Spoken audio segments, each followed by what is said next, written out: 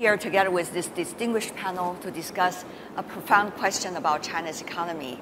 This session is a joint session between World Economic Forum and CGTN. We are discussing a big topic, one on everybody's mind, China's economy, the big rebound. 我们今天讨论的话题是 We're going to talk about China's economy, the big rebound. So this is a question mark. As you can see, this is a topic we're going to talk about today. China's economy has always been a growth engine for the world's economy. However, recently we have also seen it has its own sets of challenges, just like many economies around the world these days. So are we going to see China's economy in a big rebound? The forum has put forward this wonderful question with a question mark. I don't have the ability to answer it, yet this distinguished panel will provide us more insights to help you answer that question yourself. So I'm very honored to introduce the panelists sitting here today. I'm just going to go through their names according to the order provided by the organizer. Carrie Chen Kai-yi, Chief Executive Officer and co-founder of AWANI. Good to see you. Nice to meet you. Great to see a women leader sitting in the panel talking about the economy. It's important. Thank you so much. 我们可以鼓鼓掌。 Please give a round of applause, please. Professor Gong Ke, President of the World Federation of Engineering Organization. Professor Gong, good to see you. Professor Clifford Kapchan, Chairman of the Eurasia Group. Good to see you, Professor. Professor Aswa Prasad, who is the professor from Cornell University, working a lot on the Chinese economy. Good to see you. Last but certainly not least, 我们在座的很多人对他都 I believe you're all really familiar with this face. reviews about the Chinese economy for all of us around the world. Dr. Zhu Min. Professor Zhu is now the Vice Chairman of China Center for International Economic Exchanges. Good to see you. Thank you. I think the best job the moderator for this panel could do is to shorten as much as possible the words she said and let these experts speak. So I'm going to do exactly that and kick the ball to Professor Zhu here. So how would you answer that big question mark? Briefly, 2 minutes from you first. Wow, it'll take us 3 hours. The state of the China's economy at this moment. Well, I think overall, the economy grows well, right? The Prime Minister just mentioned yesterday the second quarter will be better than first quarter, and overall we will be able to reach around 5% of GDP growth rates. I think this is really, really important, right? But there's still a lot of comments, a lot of things people observe with different angles. For example, people see consumption is rebound, but it's not as strong as people expected, which is very understandable because after 3 years, COVID, right, and people have to repair their balance sheets and be cautious. So you will see the consumption rebound, but not as strong as people expected. Real estate is a rebound, but also not as strong as people expected. Real estate dropped roughly sales 24% last year, and also investments dropped 14% last year. It's a big drag for last year's GDP growth now. So this is a rebound, but it's not very strong, right? But this is a big structure issue because, first of all, there's a big oversupply. China have a total real estate supply of roughly 1.7 billion square meters per year. And in fact, the demand dropped to roughly 1.3 billion now because population, and peak, and also because per person, housing reaches 34 square meters now. It's pretty high. So it's a slowdown. So you will see the gap between the supply and demand. So how can we digest this 400 million square meter capacity? It's a big issue. So you will have a long-term structure change, but also on demand side structure change. Because before, most of them demand a first-time housing buyer, but now they only account half. Last year, it's only 6.5 million couple get married. Assume everyone buy a house, apartment, right? Assume they buy 100 square meter. So it's only account 650 million square meter, which is half of the whole demand. Right. So another half demand from the upgrading need. So upgrading do have a different need for the housing. So kind of market not necessarily to match with that. So the real estate sector will have a long time to restructure, go through the whole thing. I think the real issue for macro is to make sure the real estate will not develop into a systemic risk. Since last year's experience, I'm comfortable to say I don't think real estate will become a systemic risk. The only thing is we'll go through long-term structure change. I think the further issues, trade number is not very good. Everybody complains trade is slippery. One thing is global growth is slowing down, right, which is directly impact on China's trade, but also geopolitical also played a very important role. China used to be the largest export to the US. Today, the fourth, just in a few years, right? You can see the whole thing's change. Right. So this is also the long-term work gradually, see how things evolving. So how the China will deal with those issues? That's the most important things. Personally, I don't think real estate sectors and trade will have a cyclical strong rebound, as you mentioned.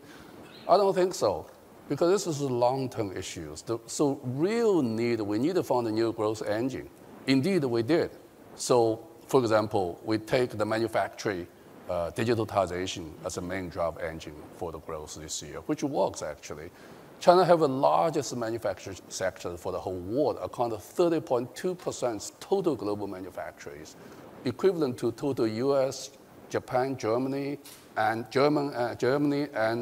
South Korea. Those four account only roughly 29.7%. So manufacturing is really the strength of Chinese economy. I think we want to make sure the manufacturing work well and upgrading on the value chain. So digitalization is the key issue. And the CHOP GDP helps a lot to digitalizing the manufacturing. You will see those things move very fast in the past, will even be faster in the future. The second big engine is a carbon neutrality transformation. It's a huge, right? We expect to see in 2050, we'll invest roughly 180 trillion RMB into the total investment. And now with the solar power cost per kilowatt down to the 2 cents of US dollar, we'll be able to use the solar power to produce hydrogen. So that's a change in the whole renewable energy now. And also develop the new, like a solar industry, and China accounted roughly 19% of global solar equipment capacities. Like a windmill, 15 top windmill company, China accounted 10. Like EV, total Chinese electric vehicle in stock is more than in Europeans. So this engine works well. So really, I observe the whole economy in a structure shifting and restructuring. So you will see volatilities, but that's okay. Overall, things will match, will move things forward. Timeline-wise, if you could just one sentence or two, how long will this take from your perspective as an economist? Well, I think manufacturing digitalization That's a and trillion-dollar carbon neutrality question. will take up to 2060. Okay. No worry, for all your life, not for mine, because I'm very shortly. Well, I think with good healthcare, we're going to all live very long, Professor. We're going to see the structural reform of China's economy. Excuse me. Going to you, Professor Prasad, you've been doing research a lot on the currency issue and on how financial services and sectors likely to have an impact on the overall economic growth. Tell me more from your perspective. So Professor Zhu very nicely linked up the short-term as well as longer-term growth prospects of China. And context is really important here. China is now a $19 trillion economy at market exchange rates. And it's hard to envision an economy of this size and complexity continuing to deliver 8 to 10% growth. But even if China delivers modest growth, it's important to keep in mind that for the world economy, it is important that China grows, but also how it grows.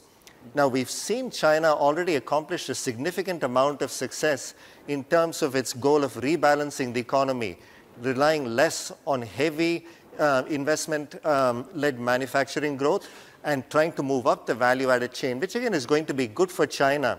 in terms of sustaining more robust manufacturing growth, but also making it much more environmentally sustainable, a topic that Dr. Zhu is making very important contributions to. In addition, the services sector has become a lot more important, and we've seen consumption playing a much bigger role in the economy. Now, all of this received a bit of a setback during the COVID period, and even over the last year. I think Dr. Zhu alluded to this. Private consumption has been somewhat weak, and last year, private investment was quite weak as well, with public investment driving most of the investment growth. And this poses some challenges, and I think it points to what needs to be done in order to accomplish both the short-term as well as the longer-term objectives. And as you suggested, Tianwei, the financial sector is really important to this. What I think China really needs in order to generate better growth in the short term, but also the medium term, is to have a better financial system that allocates resources in a way that is much more efficient to the most productive parts of the economy. We've seen a lot of credit going out of the banking sector and from other parts of the financial system, but whether it is going to the parts of the economy that can most effectively generate productivity growth and employment growth remains the question. And that's not necessarily the large state-owned enterprises that are into heavy manufacturing. It's more the small and medium enterprises. It's more the enterprises in the services sector. And that's really important as you think about China's longer-term growth prospects as well. Because with a declining labor force and with what I think is a desirable reduction in the reliance on investment, as we look to China's longer-term growth, we really need this economy to generate better productivity growth. And that is going to require a more efficient financial system. Now, as we come back to the short term, certainly there are some risks out there, including geopolitical tensions, where the property market is going. But I think these can be managed. What is really important right now is to ensure that the private sector has the confidence it needs in order to sustain this economic expansion, for households to go out and consume, for private businesses in particular to go out and invest. And what I think that's going to take is a combination of short-term macroeconomic stimulus, both monetary and fiscal, but also signs from the government that it is going to be serious about encouraging private enterprise, and will have a set of policies in place that will move the economy in what I view as a more positive direction. I like this panel. Everybody's so straightforward. Like it. Let's go to the questions that you say can be very crucial. That is the confidence of the private sector and also some of the other areas of the Chinese economy. On that, we have a wonderful panelist sitting here. She can tell us what is the body temperature. Ms. Chan, you run a private company. Of course, it's running not only here on the mainland, but also in Hong Kong and other places in Asia. What is the body temperature you are feeling right now? And when these two distinguished professors of economy and finance talk about the solutions, do you agree with them? Yeah, I think I'm coming from the angle a little bit. We are a biotech, food tech intersection company, and we are still like we are not a big company yet. So so there are several areas that I would like to share a little bit. So first of all, we are using kind of like medical and kind of science to apply it to food tech, and we need to find a more lower cost, effective kind of solution. At the beginning, the strategy, of course, looking at China, the supply chain and everything can make ourselves a little bit more advantageous among our peers in the other parts of the world. But as we start looking at some of these material supply and equipment supply, indeed the price is actually not as budget friendly as we see. We see that the cost of doing business and operation and material actually is slowly creeping up in China. So we actually, in our case, we still looking at China for our supply chain, but then we also need to look at other part of Asia, for example, southern part of Asia, to basically compare, right? So I think that is one of the aspects that we kind of feeling it quite like closely. The other is that I think if we believe that innovation startup is actually the driving, like the steam engine of economy in the mid to long term, then I think then the capital, private capital market, like venture capital and also private equity, is super important. There are a couple of challenges here for us that we experience. One is that for a lot of the deep tech, it takes quite a bit of time to do R&D to get commercialized. And our sense is that generally Asia and also including China, investors, even though they are supposed to be early stage investors, they are investing in high risk projects, but they are very conservative comparatively. So we are still seeing most of our shareholder majority is still overseas, like international investors. So I think that is something that it takes a whole ecosystem to change the mindset a little bit. It's also supply and demand situation in the VC and the PE kind of capital market as well. And the other side also is the valuation. And we have been always like curious about, given the major market that we can assess here in China, we're talking about food product, like meat consumption top in China, right, across like pork and different kind of type.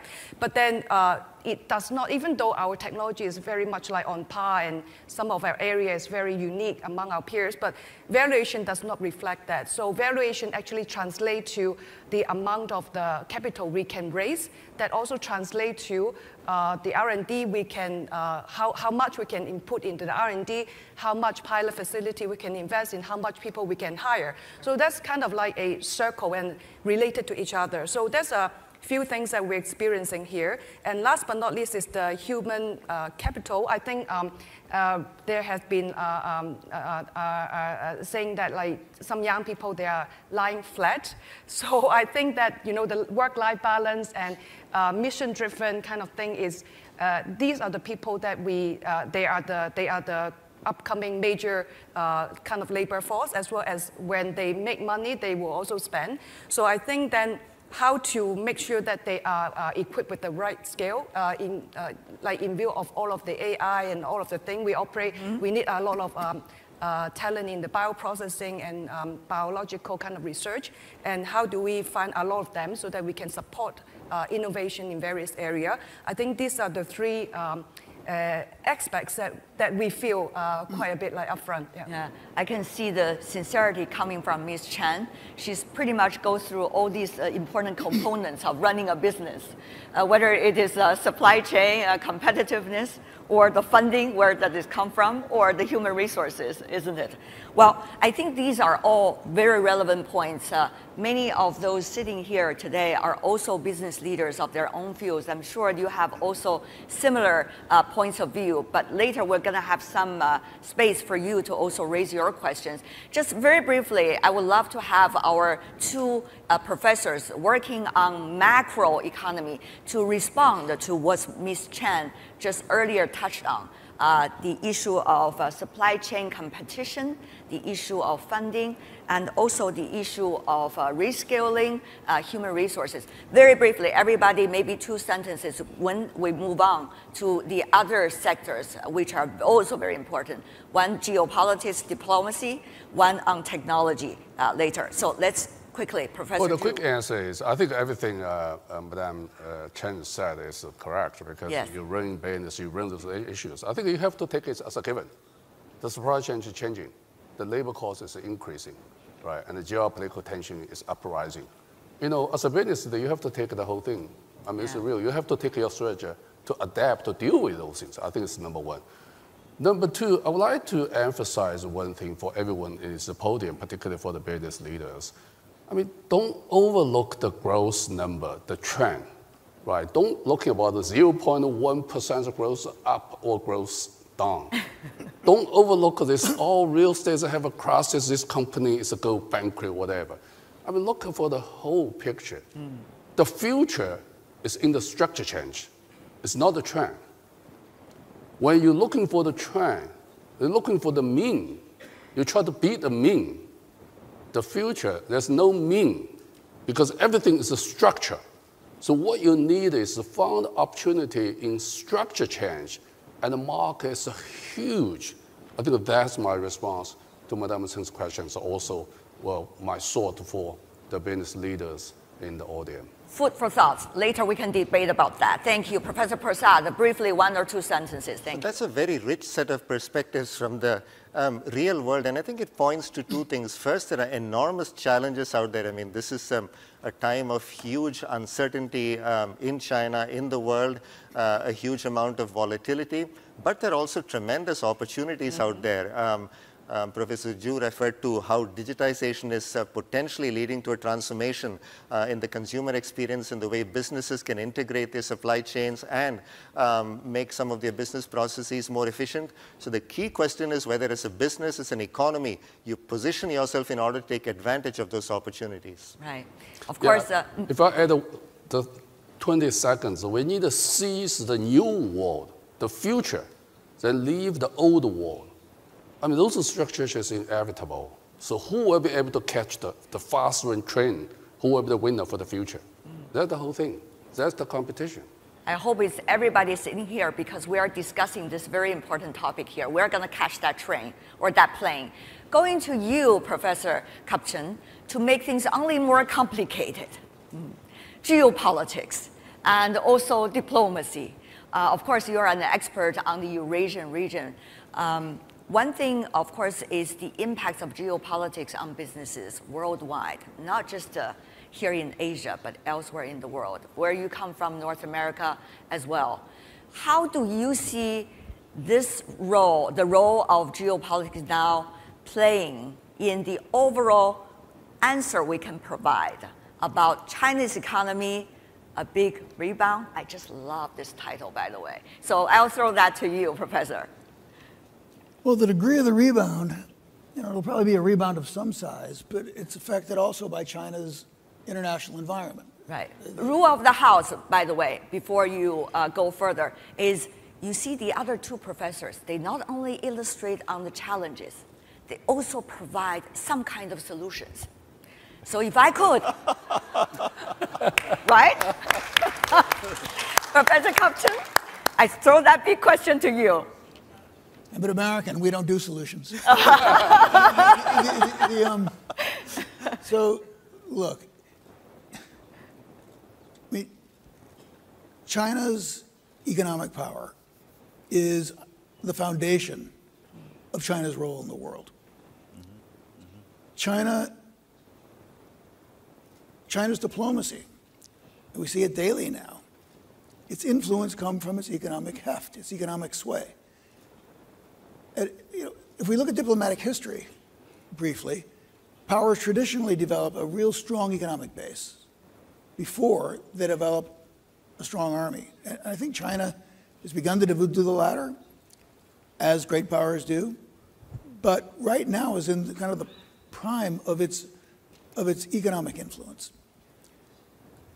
Everything else being equal, I think it's kind of obvious, but worth saying that a peaceful international environment is critical to China's continued success, continued growth. So let's just take a brief tour of how that looks. I mean, certainly the US, my country, is the biggest issue, where we have decoupling and a huge brewing issue over Taiwan. I think if those are diplomatically handled well, and I think they can be, the situation, the posture for China's growth, the context, is quite strong.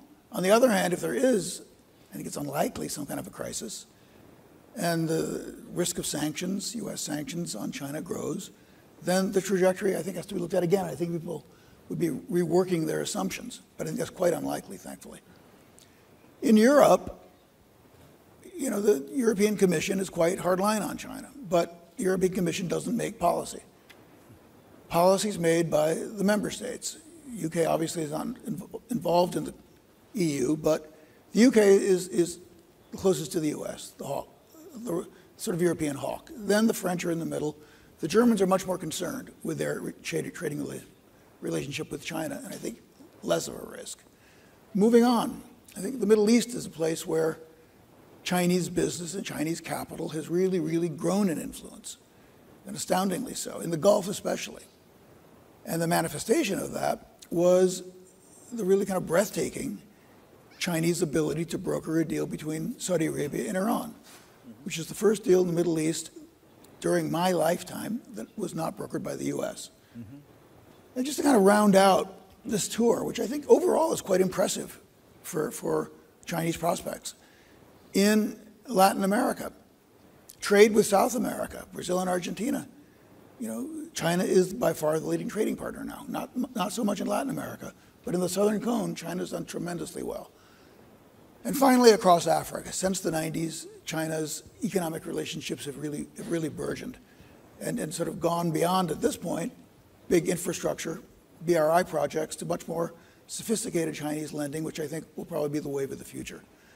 So overall, it's not smooth sailing and only smooth sailing, but I think the overall picture for the context of China's growth, which my colleagues have described, I think is rather encouraging.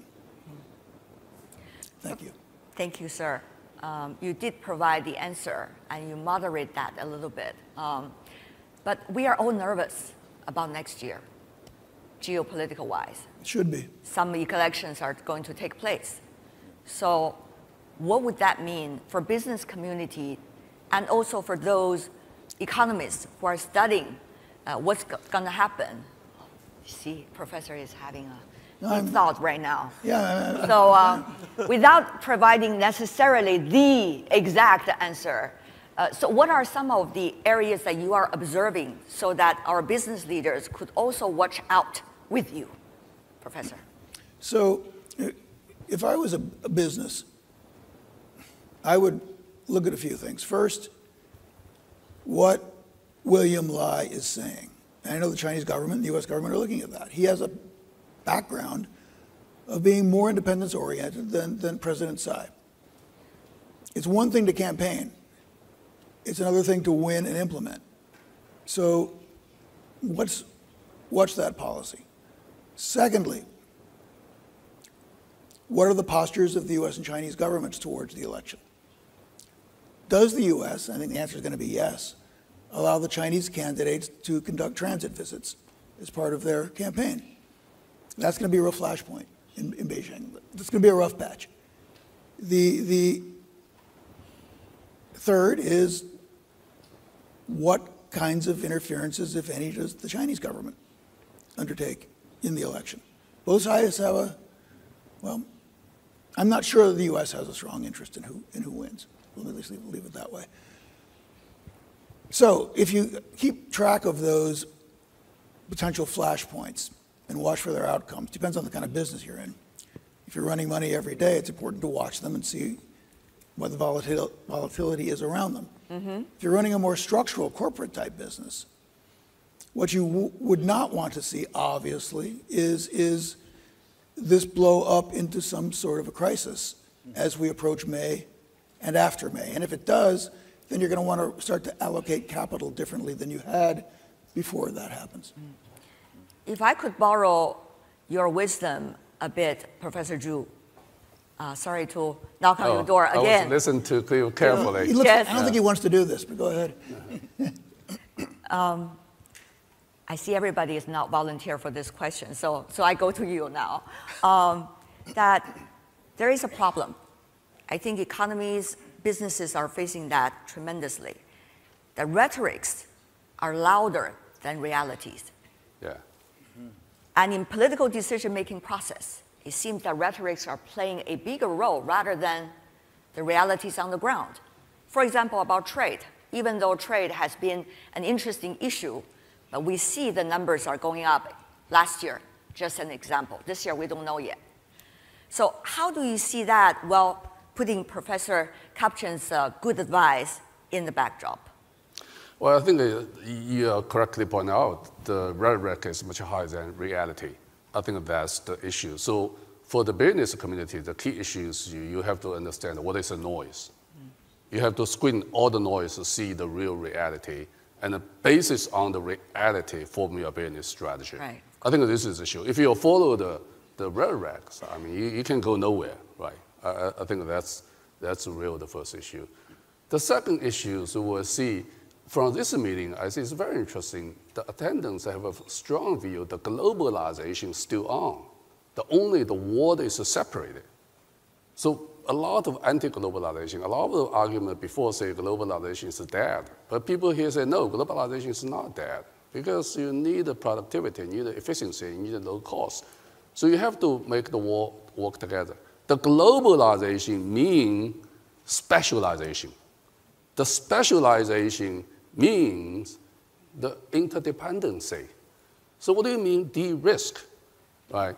So the de-risk will dramatically reduce the efficiency. So I think in that sense, it's what the business community hold a view of a globalization and push that direction.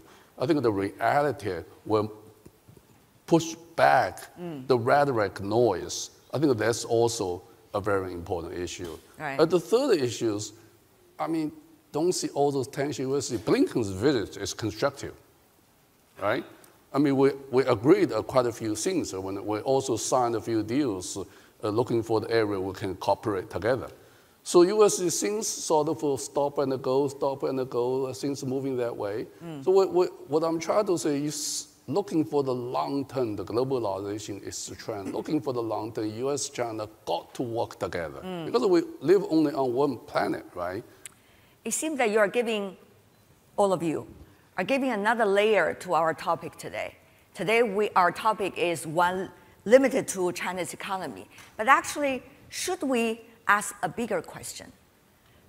Will rational thinking and actions a big rebound? I think that will be an important one for all of us to answer.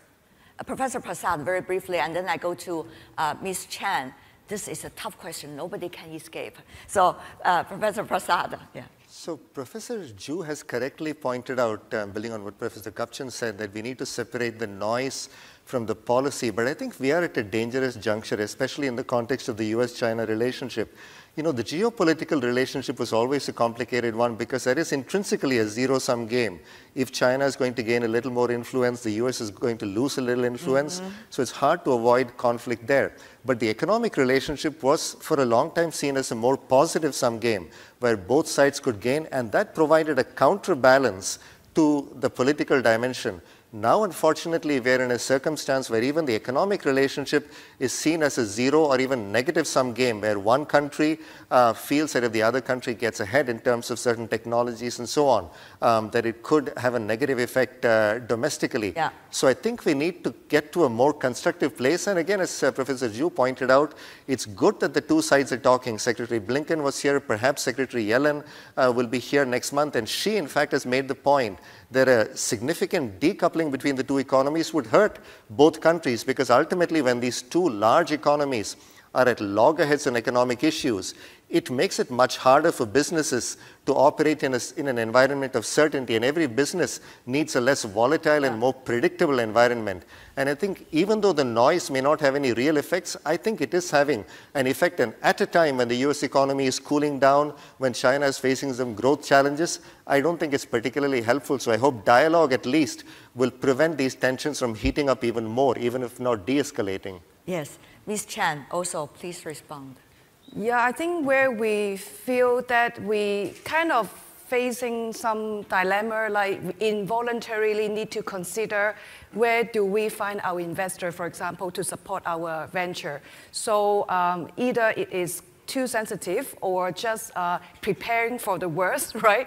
Do we go to raise, and do we have a very Chinese investor on our cap table? That is the question actually pop up in the board meeting. Yeah, so what's your answer to that? So then we need to derive something which is again increase our cost of running operation. Is we need to put some corporate structure in place that we can, okay, if we can prepare for the worst and can still benefit in the near term. And I think that makes things complicated, but we still need to live with that. You know, the reality of the world makes everybody a strategist, isn't it? Yeah.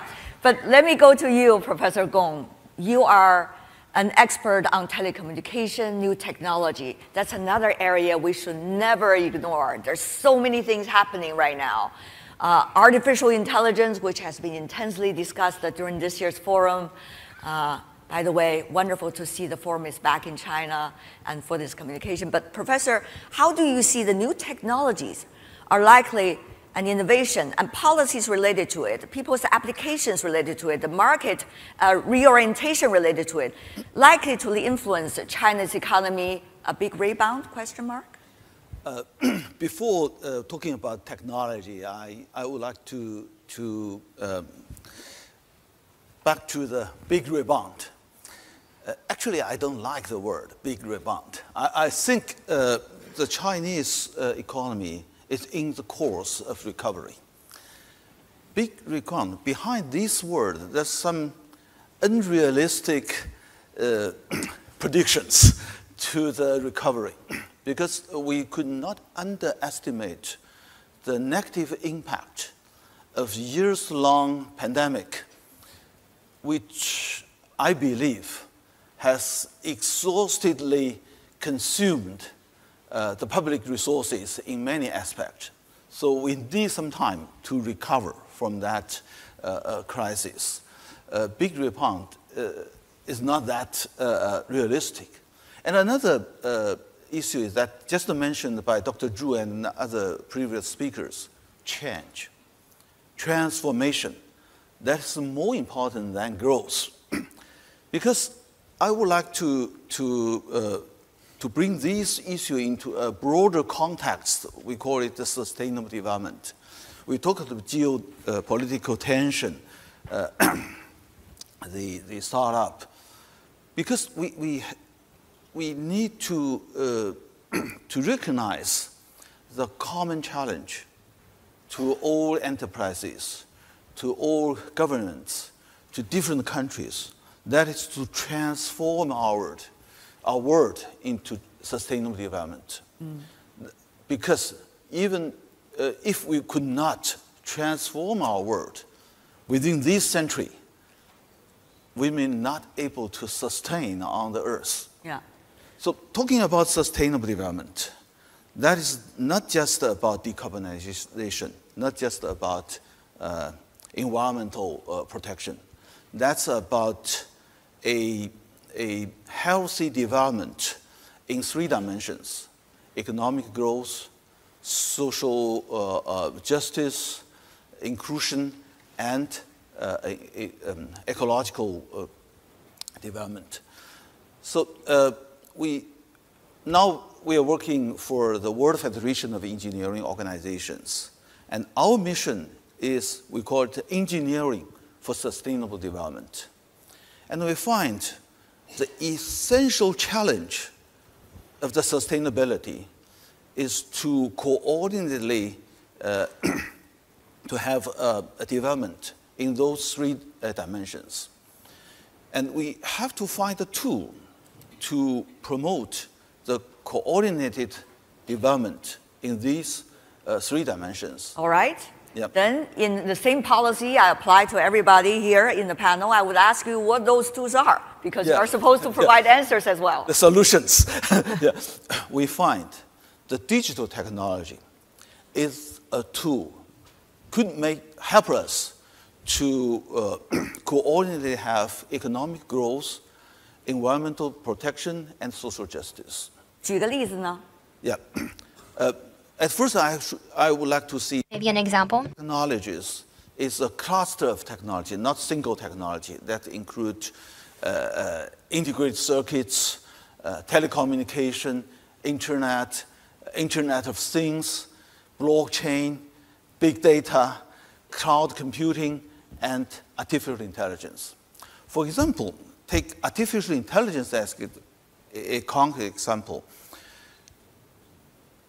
There's a lot of evidence to show proper use of AI could increase the efficiency of production of services and so on and so forth, and to reduce the carbon emission. For example, we talk about renewable energy. Renewable coming from wind and solar, they're non-stable. So we need some method to estimate the change of the wind and the solar, the sunshine, and to adapt the demand and supply, energy demand and energy supply. And AI make good help. And that helps our power grid more resilient and more adaptive to the demand. But what I want to say is that in the WFU, our federation, we raised a big word. We called it digital capacity.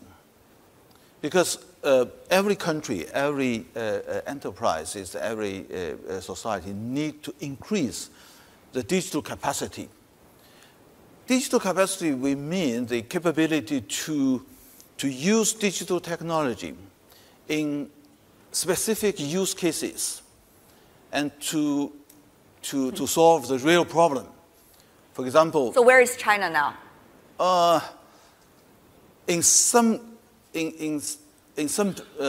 field, quite good. For example, smart grid, power supply, artificial intelligence, big data, Internet of Things is well used in our power grid in the past years, and that helped us to dealing with the pandemic, very difficult time, because people could not go to the fabric,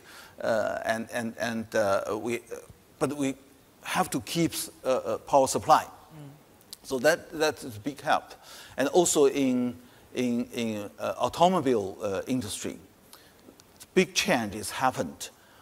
EV has mentioned by Dr. Zhu, and that is a very positive trend we see. There are a lot of discussions like that Professor Gong have just mentioned in China. The question is higher quality growth. Now, Professor Zhu, is it going to be led by some specific sectors, such as electronic vehicles, as you mentioned, or is it going to be a huge paradigm change that is needed in order to look at the overall picture of the Chinese economy? Good point. I think it's a paradigm shift, because a high quality growth means a few things.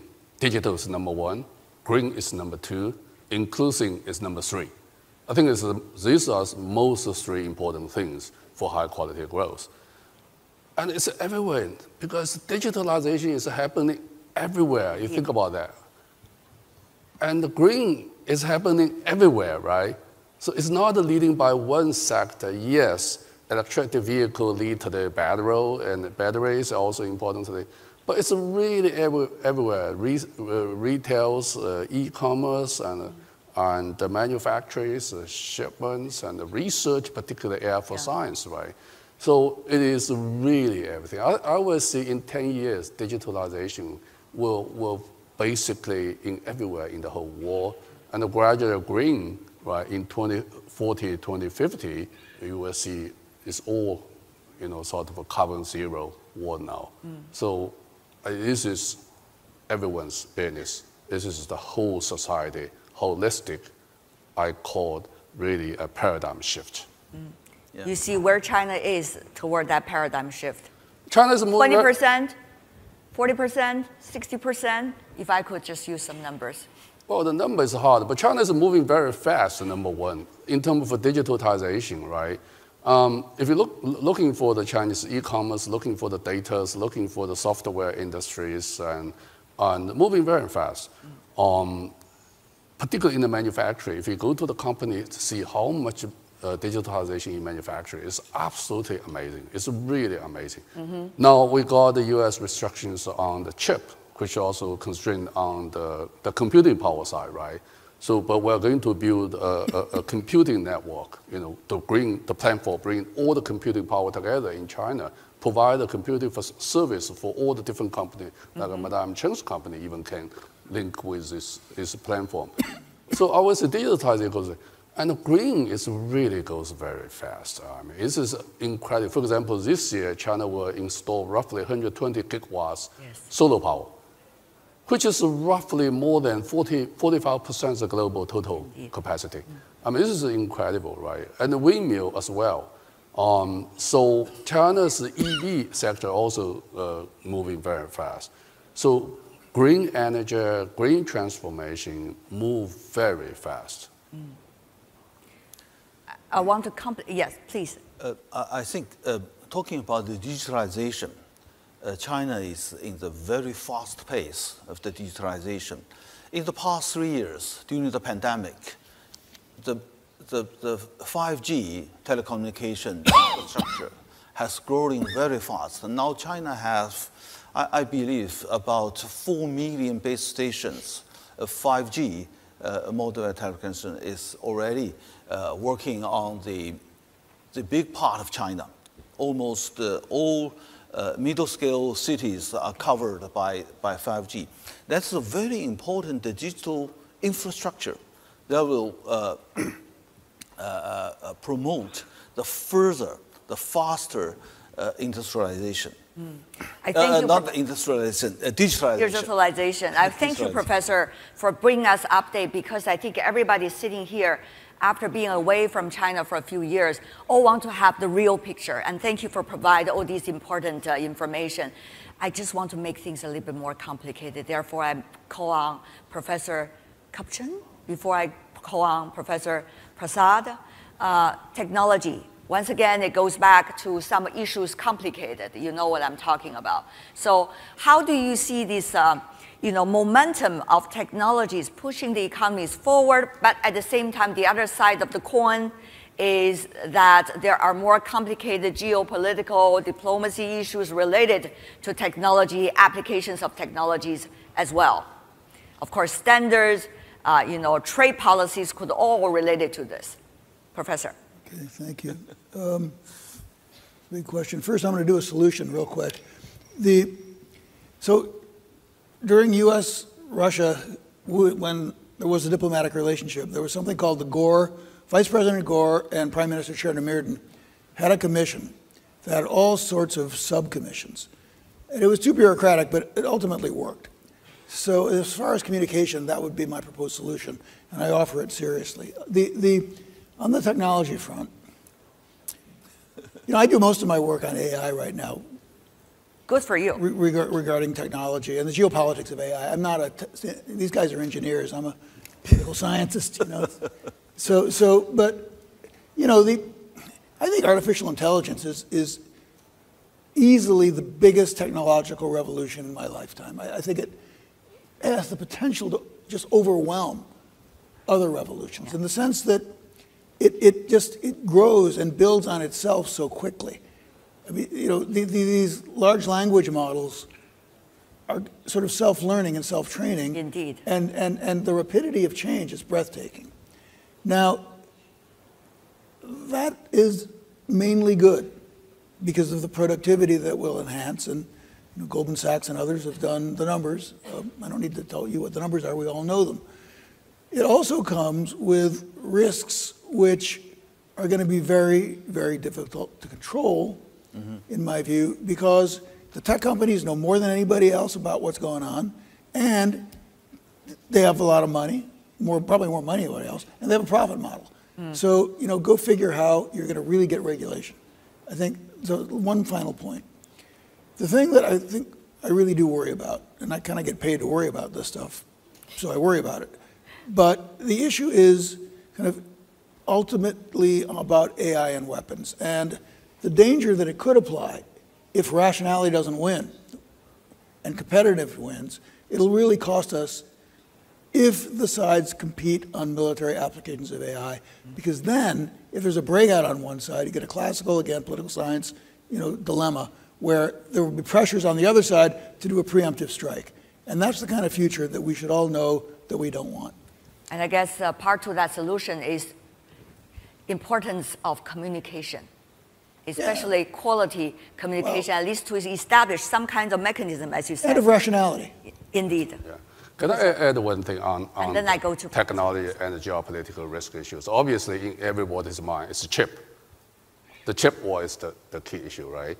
I mean, last night I just heard a professor from Tsinghua told me China uses roughly 1,100,000 chips in terms of artificial calculating. So I mean, this is a real thing, but only produce 50,000.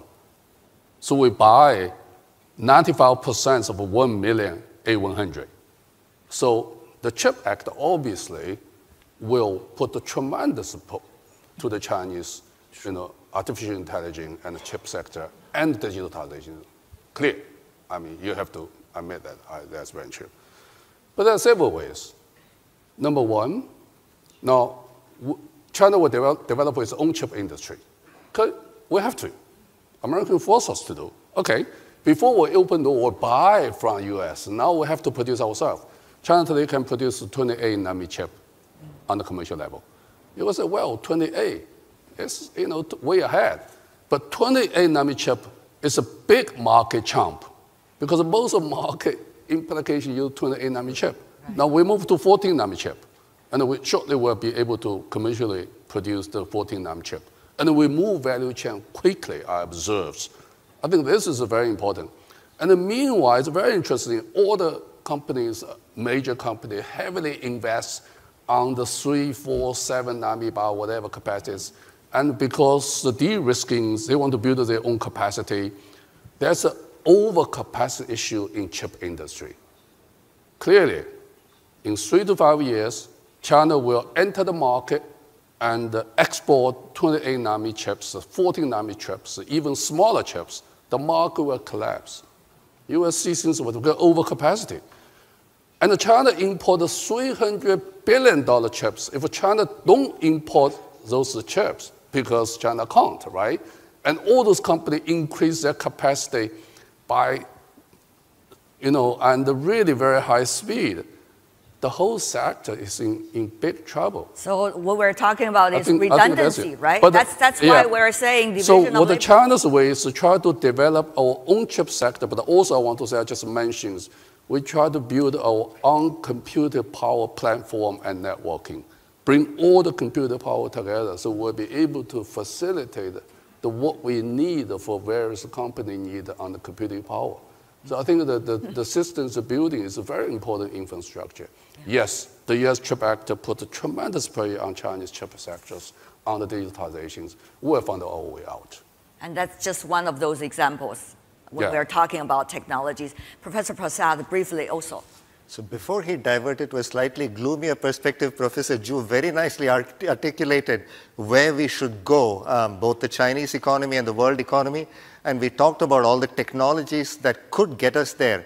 I think there are other elements that are necessary to move in the right direction. Governments are going to play a critical role. Certainly technology is wonderful, but I think what we've learned with the variety of technologies is that leaving technologies to itself without guardrails can create a lot of concerns and problems and lead us down into very dark paths. So effective government regulation is going to be important. Governments also play a very important role in providing a stable environment for these technologies to flourish, and that's true both at the domestic level and at the geopolitical level, where we could have many shared benefits rather than go down the path of fragmentation that Dr. Zhu referred to. But going back to an earlier comment I made, I think the financial sector is going to be very important as well, because you can have good policies in place, you can have the right sort of incentives in place, but you do need financing, a point that you alluded to earlier. And getting the financial resources going in the right direction is crucial, but it's equally important to have an inclusive financial system to make sure that all these benefits that are out there don't end up being cornered by the economic and political elite and are spread much more broadly, so that there is a sense of agency that everybody in the population has, and that we don't have a fragmentation of societies either within countries or across countries. Yes. So I have finished my job almost, but my questions are not as smart as those coming from the audience. They are all practitioners, they are researchers, and they are thinkers. So we have less than 5 minutes. Can I just collect the questions, maybe collect 4 or 5 questions altogether, and then we throw it to you? You can give us some choppy answers, if that could be an option. Thank you so much. So questions, please. Here. Okay.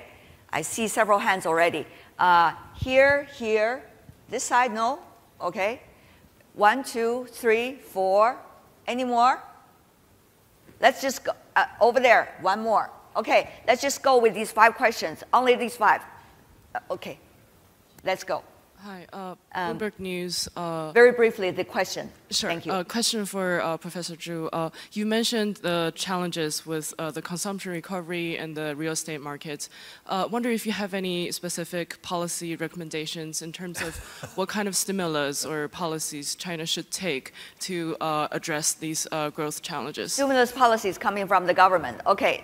My question is more around the psychology of the Chinese people. So I think China's got to where it's got to through sort of fearless growth, but seems like there's a ton of fear that the COVID situation has created. So what can we do across government and businesses to reduce the level of fear in the population, take more risk? How to deal with fear, confidence, what can stakeholders do? Okay, good, thank you. Next one, please.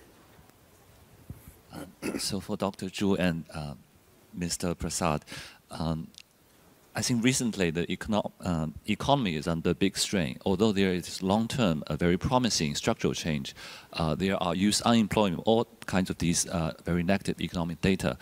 What do you think should be element of a basket of policy support to support the economy in the short term? Okay, similar to the stimulus, right? But in a different way. Okay, thank you. Next one, please.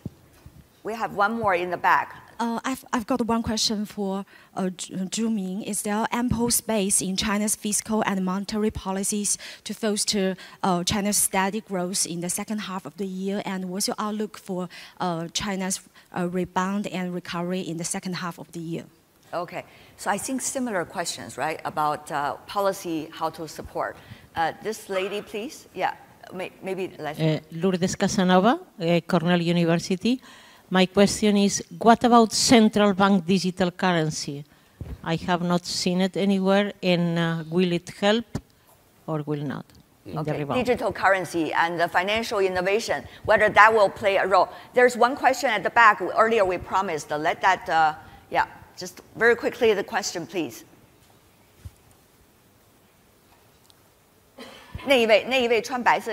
This person wearing white at the back. For Professor Kupchen. So I really appreciate your perspective. Yeah, so your question is, please. What do you think is exactly the rational pace for us to developing artificial intelligence specifically? So because rationality is an rational pace of artificial intelligence. Thank you so much. All right, so sorry to rush because I want everybody to have a chance. Thank you, appreciate it. One is about, I think, policy-wise. What can governments do? Let's just generally say talking about government, and then we focus more on China government, maybe central government, and even local government. Professor Zhu, Professor Prasad, I think these questions to both of you. Yeah, I think a lot of expectations on Chinese governments to have more stimulation policies. I don't think this is real. I mean, China have a very high debts already, and also on the current situation, not necessarily, it's a more structure, not, you don't have to have a more macro. So the policy will be more structure. I think that's the first issue on this.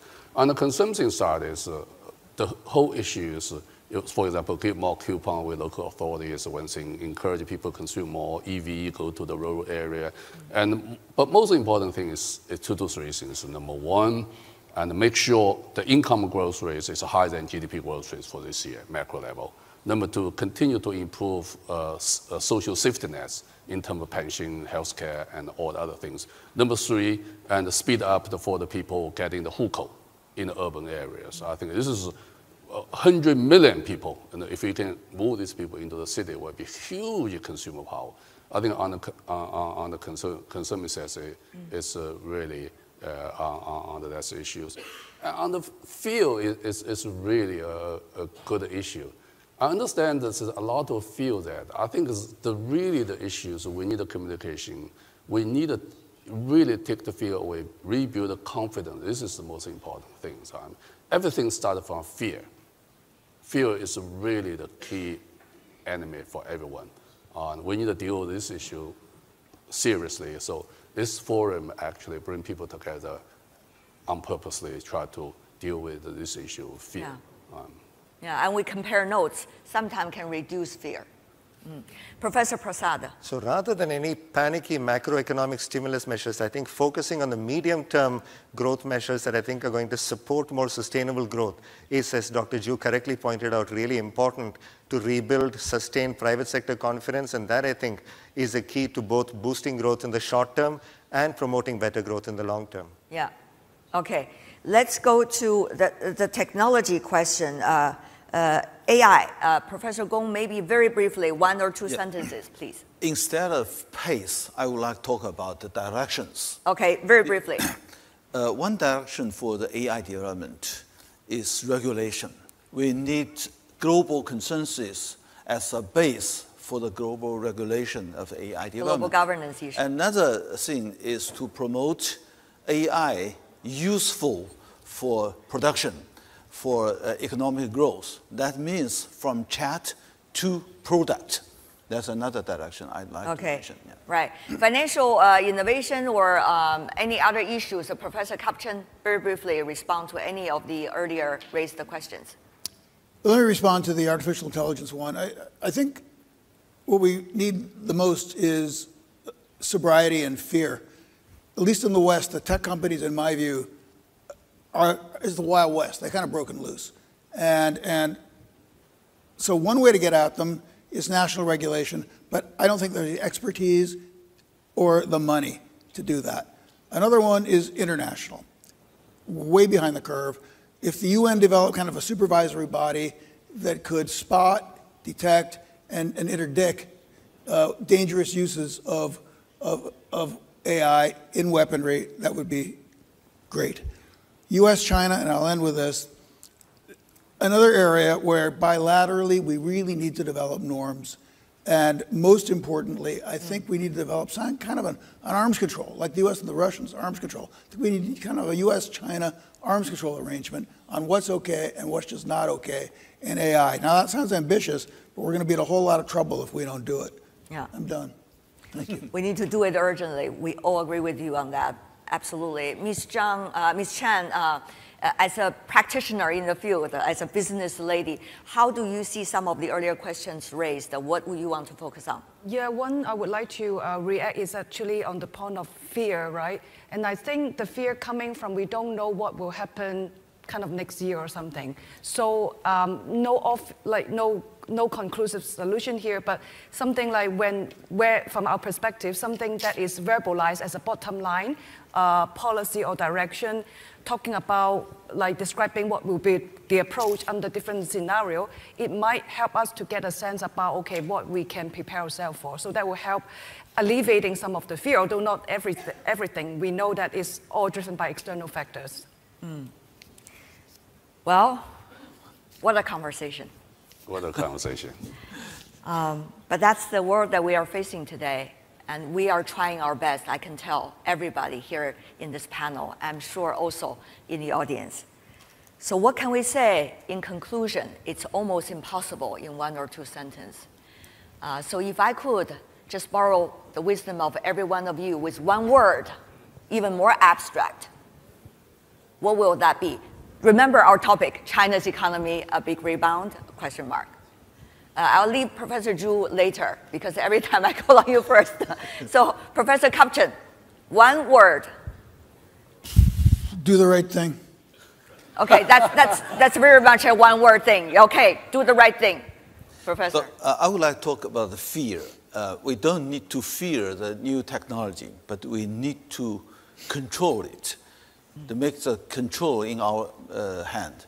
Control the new technology and use it properly.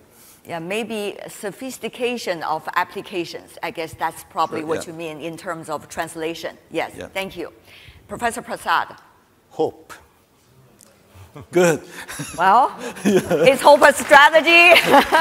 Good. Thank you. Ms. Chan. Human-centric, I think a lot of the thing, be it fear, be it training people and get them feel hopeful about the future, which is important for driving consumption. Human-centric policy is important. Thank you.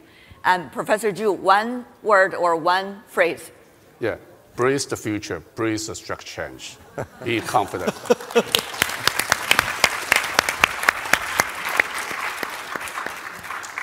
My tremendous gratitude to our panelists on a challenging time, but an important question. Professor Kapchen, Professor Gong, Professor Prasad, Ms. Chan, Professor Zhu, what a pleasure, and thank you so much for your efforts. our gratitude also going to the World Economic Forum for bringing all of us together. Thank you. Yeah. Thank you. Yeah, Professor Zhu, what a pleasure.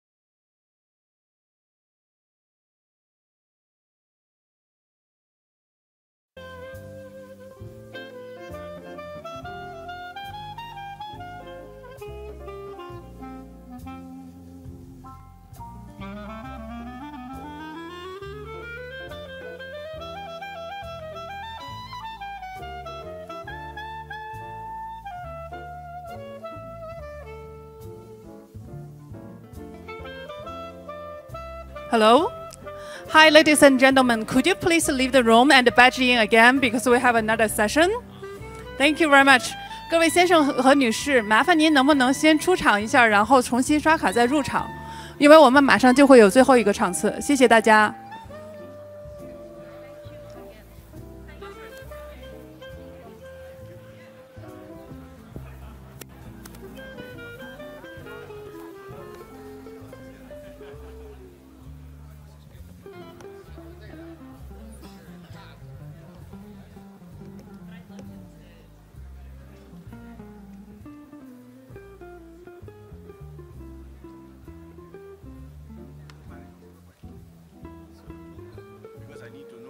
mic is for. I've got 10 handheld mics, so I really need to know what is it for.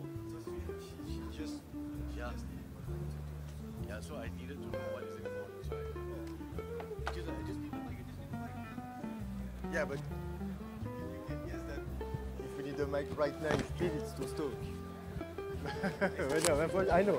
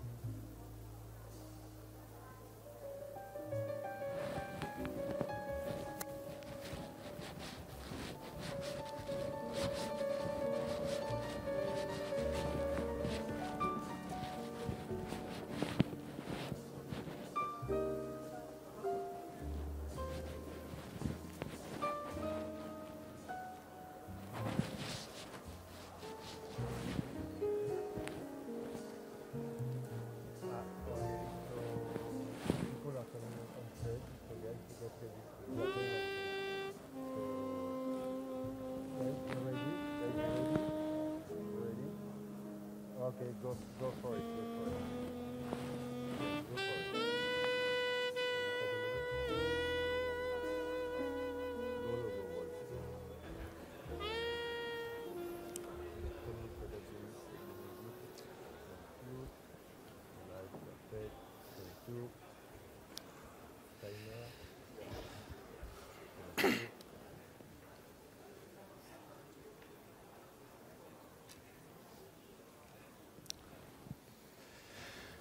Good late morning. It's just before midday here in Tianjin.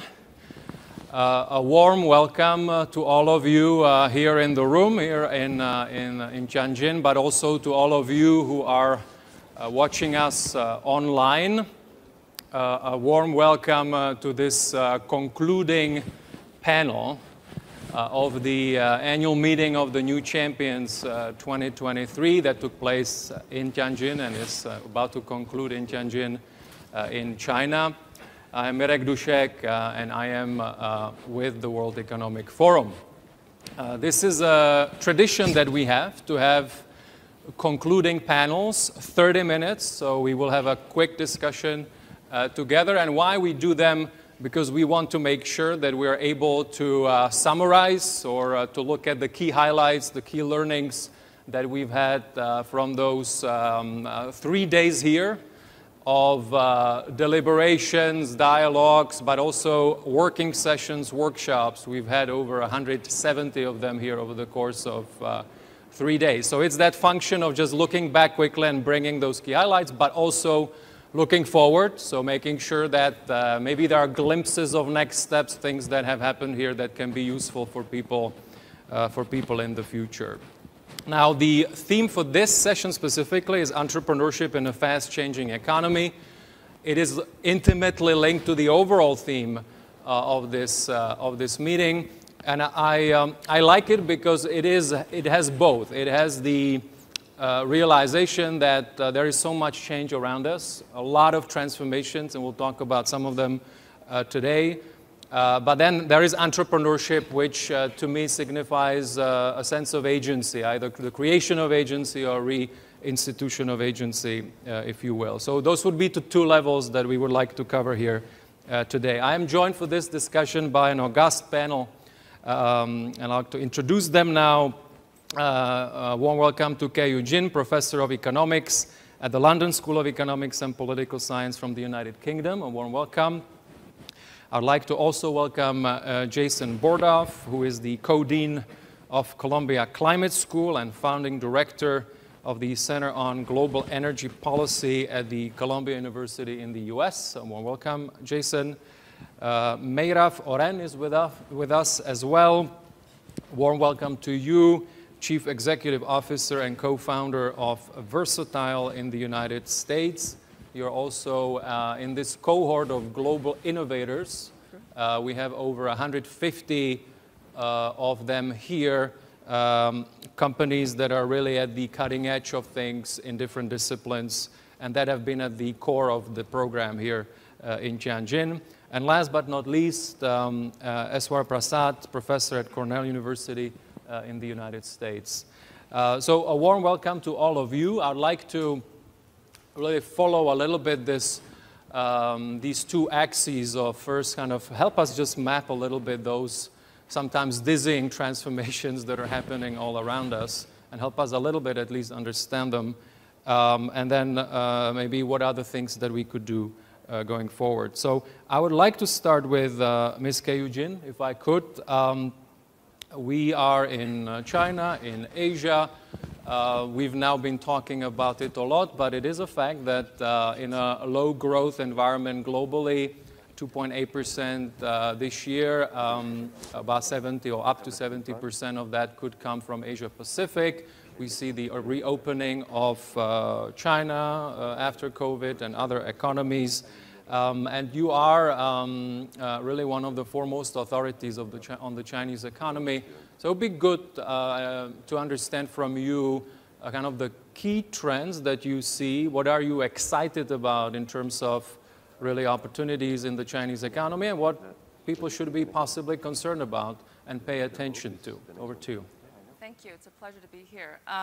China's going to hit and probably exceed the 5% GDP growth target this year, which will contribute to 35% of the world growth, which is significant, shows that China's a significant position in the economy.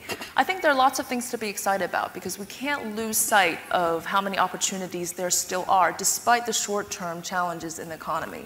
A few numbers. 600 million people still yet to reach middle income by international standards with less than 2,000 RMB of monthly income.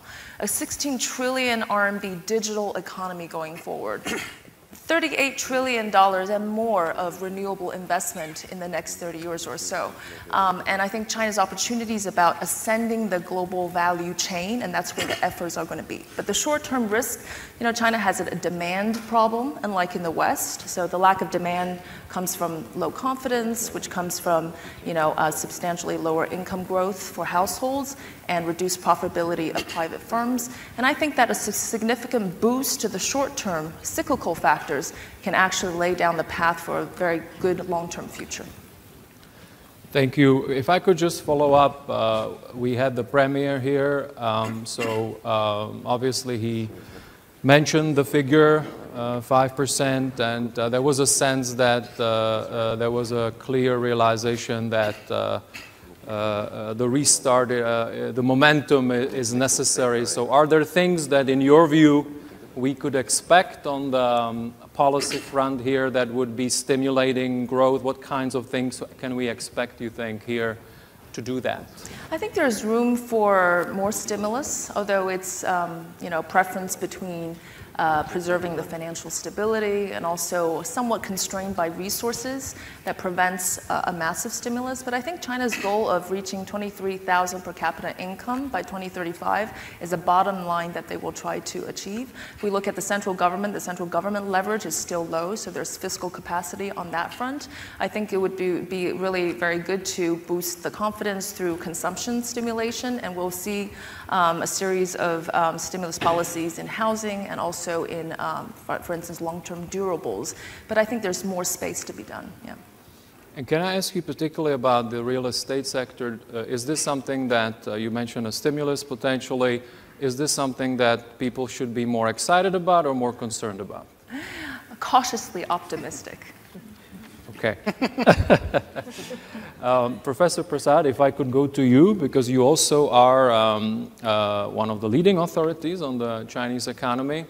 How would there be things that you would mention on my first question, kind of overall the opportunities and risks here in China?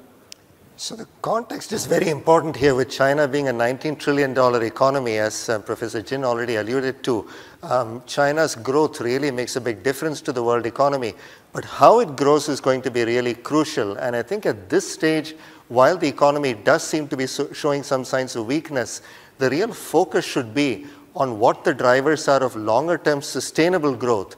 So what this means is trying to promote what China has already been trying to accomplish, which is a shift away from heavy investment in manufacturing that is environmentally and economically not quite sustainable in terms of creating financial as well as environmental risks. But rather than undertaking a huge amount of macroeconomic stimulus right now, what I think is really crucial is to think about what is the underpinning of private sector confidence. Over the last few months, private consumption has not been doing well. Private investment last year did not grow as well. So the question is, what can the government do to signal a stable set of policies for the future that could very well promote short-term growth but contribute to longer-term growth as well? And this is going to require not just stimulus policies but moves towards a better financial system that does a better job of allocating resources to the most productive uses, some degree of fiscal restructuring that provides a stronger social safety net that encourages household consumption, and measures that move the economy towards a greener, more technologically intensive economy that I think can generate jobs, generate better productivity growth, which I think is the real key for China's long-term growth. Thank you.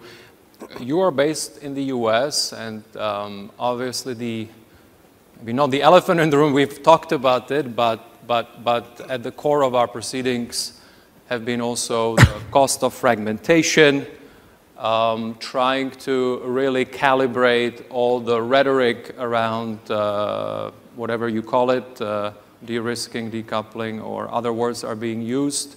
At the same time, we are seeing $700 billion in mutual trade last year, which was a record. So help us understand, because obviously, not only for the Chinese economy and not only for the US economy, but for the global economy, this trade and investment axis is crucial. And so help us understand how you view it. What is the calibration on the rhetoric? Are we going to see actual fragmentation or decoupling, or are we actually going to work it out and maybe it will be marginal to where we are now?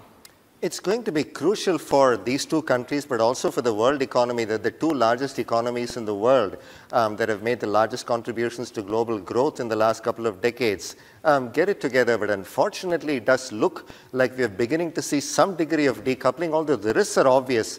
Even US Treasury Secretary Janet Yellen has talked about the negative consequences to both economies if there were to be a significant decoupling. Now, whatever the reality on the ground, this uncertainty, the volatility that is caused by these rising tensions certainly affects businesses in both countries, and I think that is not helping very much at a time when confidence is low, and as Professor Jin mentioned, domestic demand has been very weak as well. Now, unfortunately, what used to be seen as a positive-sum game, the economic, financial, and trading relationship between the two countries has somehow morphed into a zero-sum or negative-sum game, and I think we need to get beyond that perception. The question is whether the political dynamics in both countries will let us do this. In the US in particular, with the November 24 elections approaching, I think it's going to be rough sledding to get us to a point where we de-escalate tensions. However, it is encouraging that Secretary Blinken was just here. Secretary Yellen might be here next month. So the fact that the two sides seem to want to continue to engage at the highest policy levels, but also at the technical levels, means that at least we won't get a further escalation of tensions, which might lead to much more fragmentation. But for the moment, I think we are in a very dangerous spot. When I speak to business leaders, they're always confused to a certain degree, or interested and curious about kind of what is national security and what is not national security, what are the sectors that will be affected and what other sectors where quote-unquote normal commerce can continue. Any guidance there? So if you think about recent pieces of legislative action in the US, the Inflation Reduction Act, the CHIPS Act, we do have national security policy being seen as a cover for what seem quite explicitly like industrial policy actions and or trade policy actions. So that is a negative, but I think the one hopeful sign here is that both countries, the two leading economies in the world, seem to be putting their faith in the new industries, the transition to greener modes of production, to clean energy. So what I think we need to find is a way to cooperate in these industries rather than think about this as an existential conflict between the two countries. And we've seen tremendous promise in the emerging market economies led by China about how digitization and various other technologies can really bring people up to a standard of living that might have seemed unimaginable just a few years ago. The US, of course, is a much more advanced economy, but it has its own problems. A lot of the population left out of the financial system that doesn't feel it has a sense of agency, a sense of inclusion. So I think there are many new technologies that portend a much brighter future, and shared expertise, sharing these technologies, I think might be a much better way for the two countries to move forward, and I hope we will get there. Thank you. Moving to you, Jason. I mentioned at the beginning we will be mapping all those high-velocity transformations that are all around us. Energy transition or transformation, whatever we call it, is now, of course, a key question for the global economy. It's a key question for global climate. And there is a lot of developments. We just published here a piece of work that we do on a continuous basis around the energy transition. We call it the Energy Transition Index. We look at kind of a triangle of sustainability, security, and then inclusivity. in terms of the energy systems. And one of the things that came out, for example, was that now we're seeing issues on the equity, on the inclusion side. So there is now people that have gained recently access to electricity. Now they may be in a situation where they can't afford to pay for that electricity. So again, maybe being priced out of the system. But overall, you are the foremost expert on also, by the way, the linkages between the energy system and the nature and climate agenda. Could you give us just where we are? How do you think? Are we off track, on track on the energy transition, or is it more complicated than that? Well, of course it's more complicated, but we're at an extraordinary moment. We're in many ways exceeding some of the wildest hopes and expectations we had if you came to a World Economic Forum meeting a decade ago and said that clean energy costs would decline at the speed and scale they have. Historic policy initiatives like the Inflation Reduction Act, record amounts of capital going into clean energy, more than in fossil fuels now. The ratio this year will be 1 to 1.7, nearly twice as much going to clean energy as fossil fuels. So enormous progress, and emissions are still going up. Oil use and gas use and even coal use are still going up. And I think that's just a reminder of the speed and scale of this challenge, how big the numbers are, how long energy transitions historically take, because the built infrastructure, the buildings, the vehicles, your heating systems, how long they take to turn over. It's also what happens when energy demand is growing, and that's not a bad thing. That means lower income parts of the world that are not responsible for most of the historic emissions are industrializing, becoming more populous, becoming more prosperous. But that is a big challenge. We just need all of this to move so much faster, right? We need, last year there was $150 billion spent on clean energy in emerging and developing economies. That needs to be $1 trillion by the end of the decade to be on track for our climate goals like net zero by 2050. Where's that capital going to come from? With huge currency exchange risks, political risk, higher cost of capital, all the rest. And in a time when we need to be working much more closely together, and we're seeing through things like the Inflation Reduction Act or many others, these growing geopolitical tensions and trends toward fragmentation that make it harder to cooperate. So we need a lot more, a lot faster, and entrepreneurship is a huge piece of that. We need the technology to scale. You know, roughly half of the cumulative emission reductions between now and 2050 will come from technologies not yet available at commercial scale. So we need innovation in technology, we need innovation in policy, we need innovation in finance, and we need innovation in education and how we're going to train future generations of leaders. That's a lot of what we're doing at Columbia. Thank you. And just a quick follow-up. You mentioned the Inflation Reduction Act. Also, you mentioned it, so this industrial policy momentum that we're seeing now around the world. I'm just curious, how do you see it in terms of the contribution of those acts and other similar measures to our effort overall in the world to get to net zero? Are there only opportunities, or are there also risks with that? Yeah, I think the Inflation Reduction Act really is a historic piece of legislation. It's not just the largest thing the US has done, it's one of the largest things any country has done to put huge amounts of capital into scaling clean energy much faster than would happen otherwise. It takes a pretty broad view of technology. It's not just solar, it's not just electric vehicles. There's significant resources in there for all the tools we're going to need, like carbon capture and carbon removal, advanced nuclear, hydrogen, energy efficiency, equity and justice in the transition. Policy matters more than ever before. That's an opportunity, but also a risk. If you're an entrepreneur and you're building companies, government is inserting itself more into the energy sector than it has in a long time. And then you could see the political pendulum swing. And of course, as we talked about already, the Inflation Reduction Act is a piece of industrial strategy. It is driven by a motivation to build domestic economic activity in the US, and also motivated by, as we talked about, national security concerns, that excessive dependence on any particular regions or country in the world, and particularly given the tensions between the US and China, heavily depending on China in particular for solar panels, for critical minerals refining and processing, is a source of energy security and geopolitical risk. And we need to make sure that we are de-risking but not decoupling. And if you look at China, on average, if you look historically, it tends not to buy, say, more than 20% of its crude oil from any one source. It sees the benefits of diversification. So trying to figure out how we remain integrated as a global economy, because we need more and not less trade in clean energy, but that we do identify what some risks might be.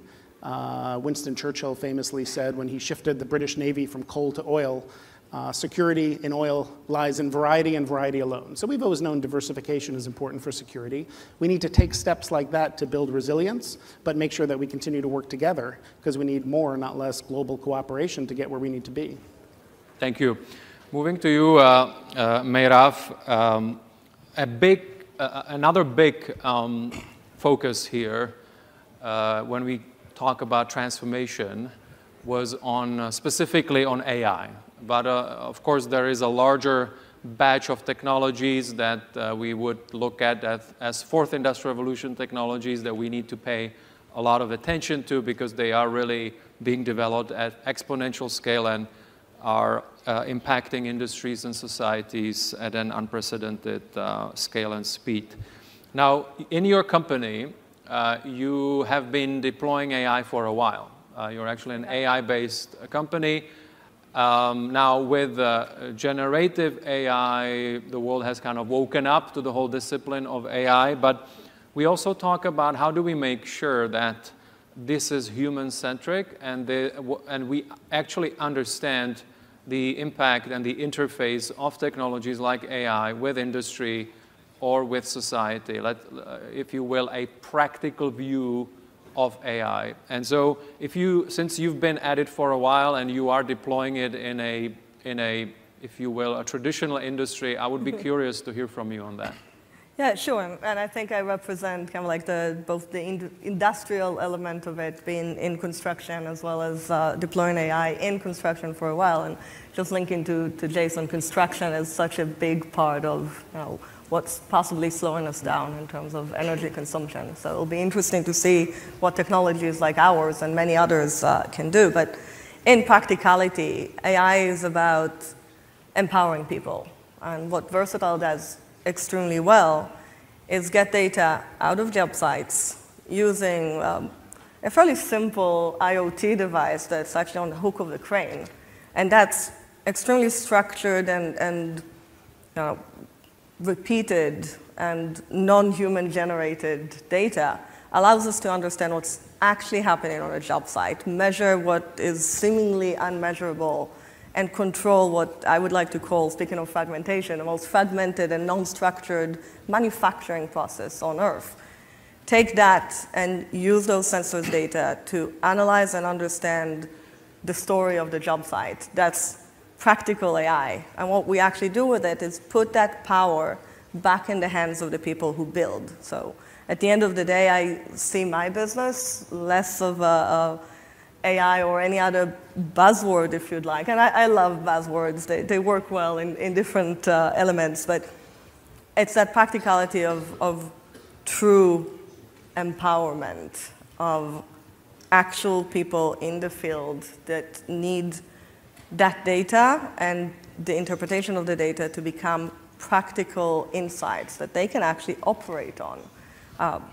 Understanding how long things take seems very simple, but most construction job sites today and most general contractors don't actually know how long installing a seal beam actually takes.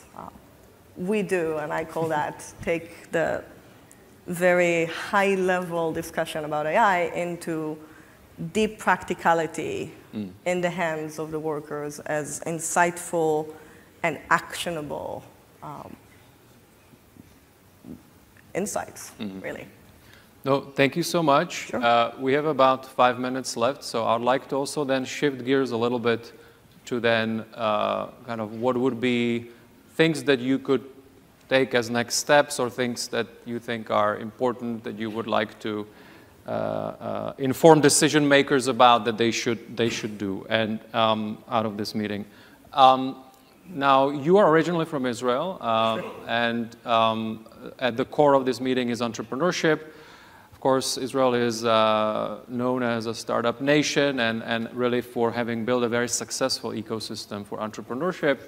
But I just wonder, you know, now we have, and you've had now for a while, of course, everyone trying to emulate Israel or the Bay Area and trying to figure out how to do this. But then you have all these other things happening in the world. Yes. So what would be, as an entrepreneur and someone who knows also the Israel ecosystem well, what would be the things you would advise governments or ask of governments in terms of the policy measures that could be really helpful? Because we talk about here, we need to unlock a new generation of entrepreneurship. Well, what should the policymakers do to do that? Such a great question, and it is about entrepreneurial spirit and how to spark innovation. And there's so many challenges that entrepreneurs are facing today. And I think a big part of it is what's happening with access to capital, and that's where policymakers really come in. And if I link it to Israel, for example, one of the things they have done extremely well is actually creating a grant structure that allows you to fail. And there's so much to be said about allowing entrepreneurs to fail without the risk of losing everything that you have, right? Mm-hmm. So those grants really allow companies to spark. And I'll say in this economic environment, as talent actually gets released into the market, it's our interest that they will actually start companies. And with access to capital being limited, creating the right structure of incentives and grants is literally key. And I think there's a lot to learn from Startup Nation. I will also say, though, those grants have to be structured in a way that allows venture capital to come in later on. So they can't put too many constraints that I do sometimes see from governments on those entrepreneurs and on those companies. They have to be allowed to grow into different geographies, for example. And that done right is probably key to solving a lot of the challenges that young entrepreneurs will see nowadays. Thank you. If I could then keep all of you to 1 minute for this round. And it's a nice link on this entrepreneurship note still made up to back to you, Jason, because you have been looking a lot of the role of entrepreneurship in this whole process of energy transition and also in climate and nature. You have established a school around it also at Columbia. So how do you look at it at this interface? Yeah, I mentioned before we need innovation in technology and policy and finance mechanisms. But what I've spent my last decade of my career on is innovation in higher education and innovation in policy research. So at Columbia University, we created the first energy policy research institute in the country, bringing practitioners together with academics to solve policy problems and help policymakers. And Columbia University has created the first climate school in the country. Not just a center, not just an institute, but on the scale of a school. So now we have Columbia Medical School, Law School, Business School, and the Columbia Climate School, the first of its kind. I could say much more about it, but the basic idea was this is such an interdisciplinary problem. If you want solutions to, say, get energy storage to scale, we need engineers figuring out how to improve battery chemistry, law professors figuring out how we're going to improve the permitting process so we can build at the scale that we need to, international affairs specialists thinking about the geopolitical tensions that might emerge if, again, most of the refining and processing is done in countries, say, here in China. We need all of them to work together in collaborative teams to solve problems. That's not something academia has particularly been good at in the past. And so that's what we're working on, as well as, of course, training the next generation of leaders. We need a lot more people coming into the energy space and the policy space and the finance space who understand climate and our sustainability challenges. Thank you. Ms. Keujin, if I could move to you for your kind of final reflections. So we talked about the Chinese economy. Now it is the second largest economy in the world.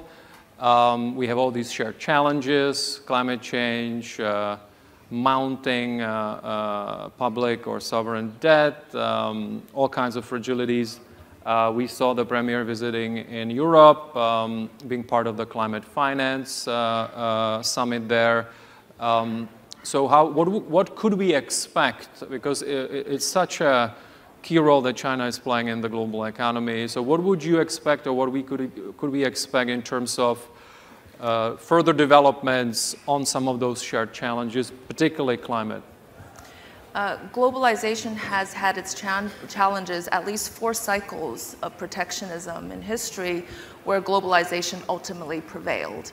And I think coming from the UK, the Brexit, scarring effects of Brexit and the lingering effects worse than the worst case scenario that economists predicted is a sobering reminder how much the global platform still matters. And it's not just about trade and technology, but it's also about finance and financial integration. So eventually, as the global debt explodes, as we're going to potentially see another wave of global financial crisis, I just do not see how the world can come out of it peacefully without the two leading economies, central banks and governments working together to being the global anchor and providing for financial stability, and of course on climate as well. And lastly, the trillions of